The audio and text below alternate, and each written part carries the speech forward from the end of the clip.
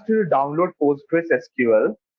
PostgreSQL from here, and then while installing it, it will ask you some ID and password. While you put on the ID password, you need to remember the ID password what you have written. So let's again go to PSQL part. Over here, it will be something like this. We will be using the local host server. We will be using the Postgres database. We will be using the port 5432, and username is this, and my password I will write over here. After writing the password, I will be logging to this. And slash backslash L is for getting the list of the database, and slash C is to change the database. Okay, and the database name, webinar DB. Okay, webinar DB is the name, and we have changed it. And to see the tables, we will have to write slash D to see the tables in it. So we have a table named students, and if we want to see what all attributes and values does the student have over here, let me make it a full screen so that it is visible to you. What all attributes and values does this student have? We need to write over here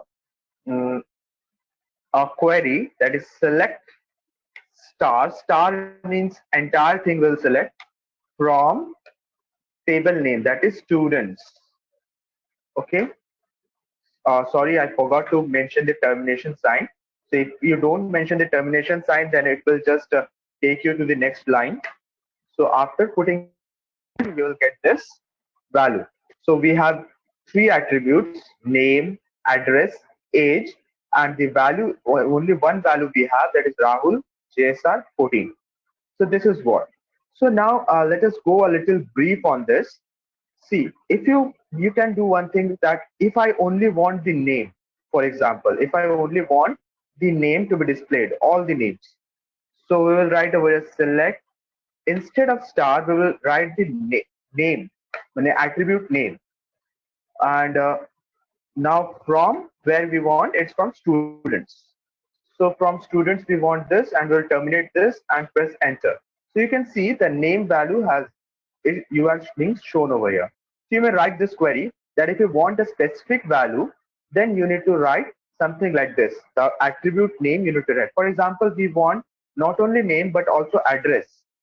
So we will write comma address and then enter. So you can see we have got the name value also and the address value also. I'm sorry.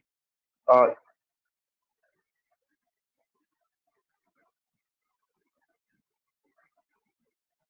yeah, see, we have got the name value also and the address value also.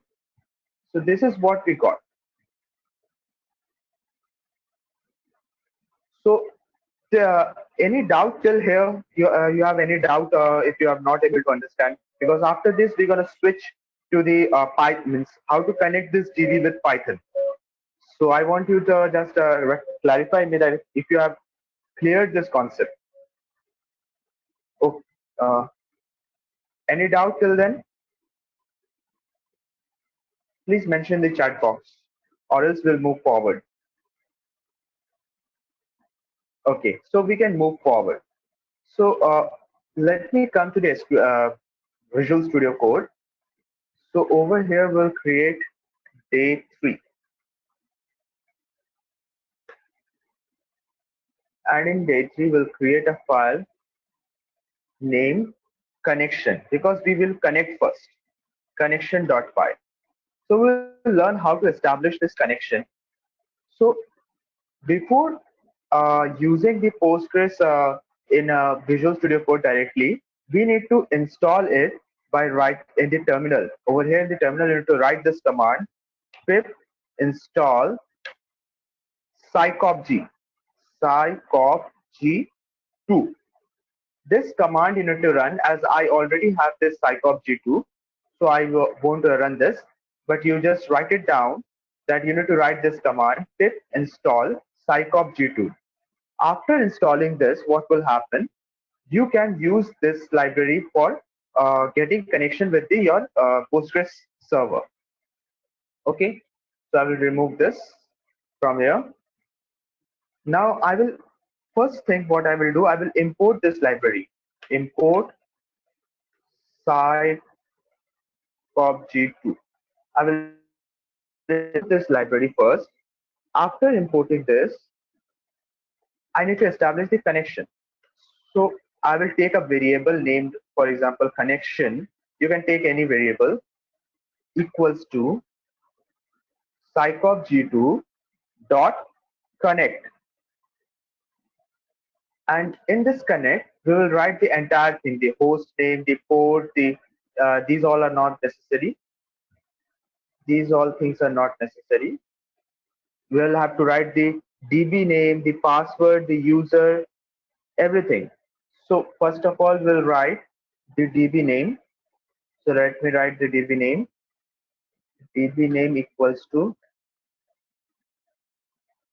for example, we will choose webinar. Okay, webinar DB. We are choosing this DB. Our host will be host. We will not take the second thing. We will pass the next is user. Our user is Postgres.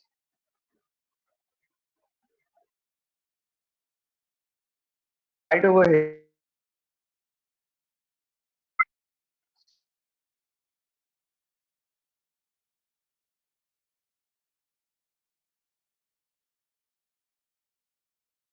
Postgres. So you are connected to database Postgres as user Postgres. So you can see the database name is Postgres and the user is Postgres. Similarly, if I shift back /c to webinar DB, then what will happen? Then our database name is webinar DB and user is Postgres.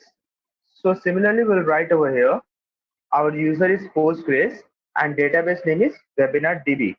Okay. Now we will write the password. What is the password of our? So I will write my password. You write yours.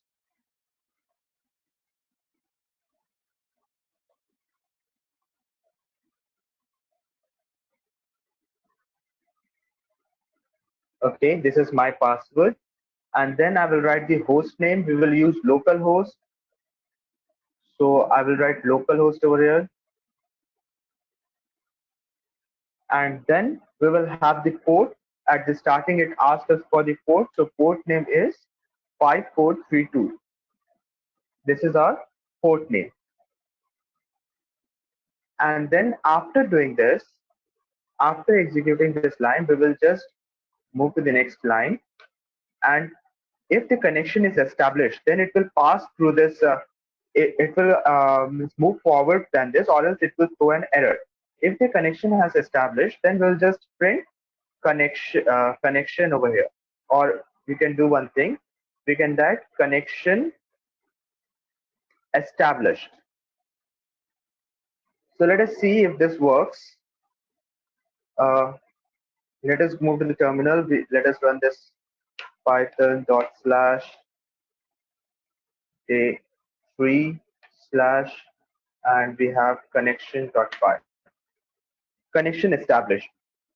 If I do any mistake, for example, let me change this password over here. Okay, I saved this and now I will run this again. So you can see if your connection is not established, you will find the error, and the error is password authentication failed for user Postgres. That means what password we have written is wrong over here.